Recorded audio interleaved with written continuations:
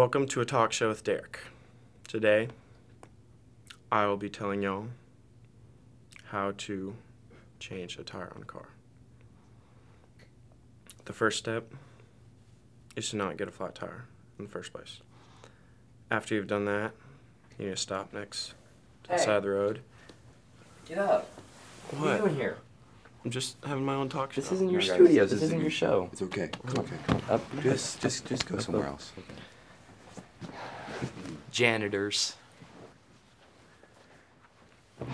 Crazy people, huh? You can't live with them. You can't live without them. True. And you certainly can't have them on your talk show.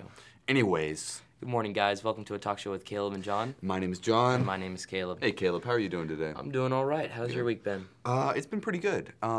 Just kind of full of school, full of work, all that good stuff. What about you, Caleb? Oh, it's been all right. Keeping busy, trying to get things done, Yeah. Kind of trudging through the semester.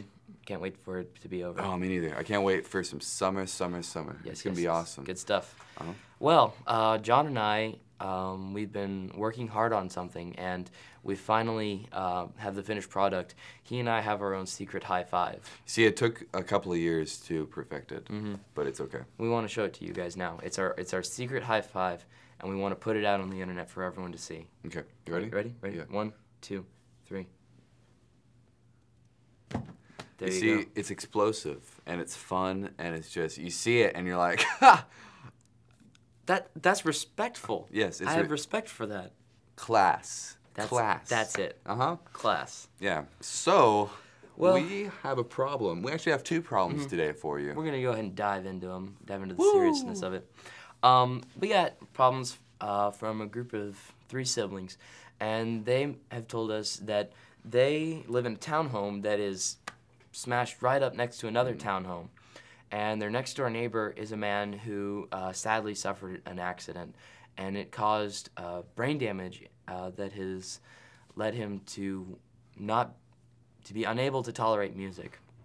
Really sad stuff. And the problem comes that the 3 siblings are musicians. They play a whole slew of instruments, and they like to practice as much as they can, and they play kind of loudly. And so it carries straight through to the other townhome, and their neighbor hears it. And whenever their neighbor hears it, he can't stand it, so he hits the wall, blasts the TV, anything to kind of drown it out, or so that they'll take a hint. And they're not sure how to deal with it because their neighbor won't give them a work schedule, even though they've asked, so they don't know exactly when he's going to be out and back. So they're not sure how to deal with it. What do you think, John? Well, first of all, I've never met these guys, but I already like them. They play music, and they're courteous to their neighbor. Yeah. Or at least they're trying to be. First of all, I think that you should install surveillance cameras in your neighbor's apartment, their townhome. That might seem like you're invading on their privacy, while in all actuality, you're actually helping them out because they don't want to hear music. Some people jump to conclusions about these things. Yeah. They don't look at the whole spectrum. There's no big deal about setting up surveillance cameras in your neighbor's house. I mean, give me a break.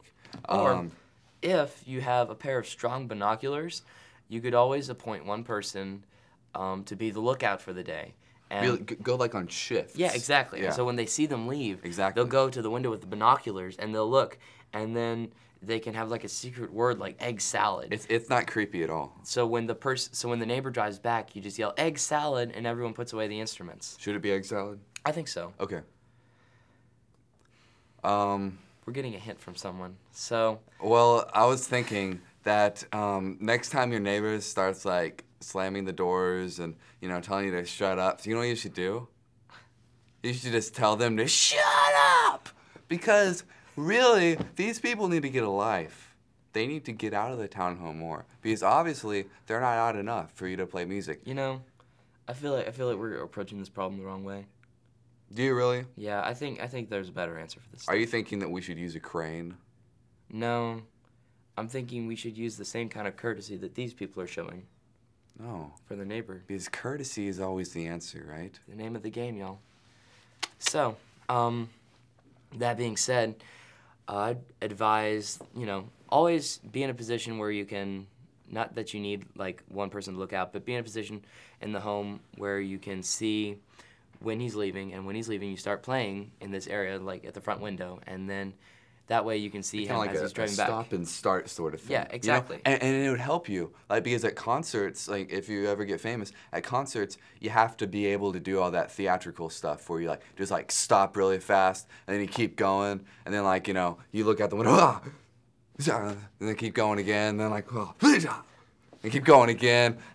So, yeah, in a nutshell, do it. Yeah. Also, another good idea, if you can swing for the money, is to insulate the walls, soundproof it. They have stuff that's really good for that. Or go play at a friend's house instead. Or if you have enough money, go do it at a studio. But I'd really advise to keep good reputation with this neighbor so that he might be more friendly and accept your music more, or finally give you a work schedule, you know, bring cookies over, because, you know, Yeah. he had an accident, so it's nothing to really sneeze at or make fun of him for. Yeah, exactly. So I think that's about it for this problem. We had another problem today. It's actually from the same people. They actually had a question about Caleb. The question was, it was more of a concern. They're concerned that Caleb has no siblings and that Caleb is an orphan. I read this and I was kind of like, I knew it. But then I was like, I better check it out with Caleb first. So Caleb, please explain this to me because I'm concerned. Well, let me make something very clear to you guys. I'm 17 and a half years old, and that is a very long time to live.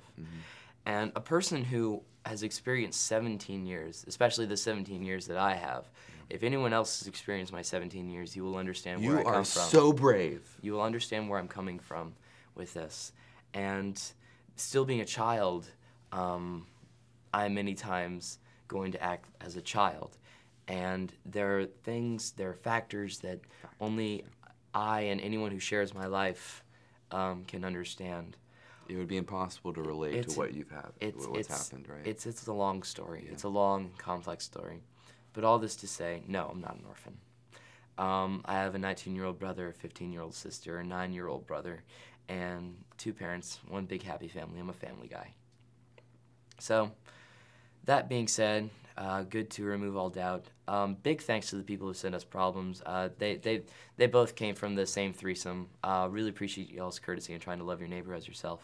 Yes, you guys rock and keep on rocking, okay? Yeah, and also remember, Stay beautiful. Praying for you. This episode has been sponsored by Life Student Ministry. For more information, visit us online at life.net.